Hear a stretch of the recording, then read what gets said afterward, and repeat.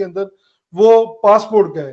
तो सर क्या देख रहे हैं आप, ये पासपोर्ट क्यों डिले किए जा रहे हैं, इसकी वजह क्या है? ये सफारत खाने का कोई फेलियर है, सफारत खानों का कोई फेलियर है, या पाकिस्तान से कोई इसका कोई प्रॉब्लम है?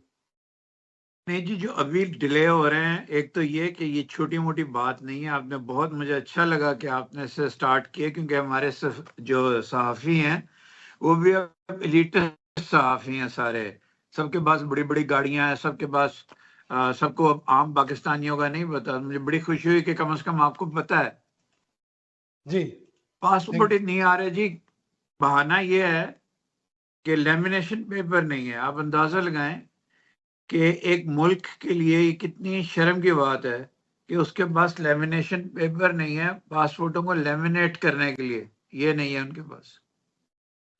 तो अब इसकी क्या रीजंस है, लेकिन इसके इम्पैक्ट मैं आपको बताता हूँ।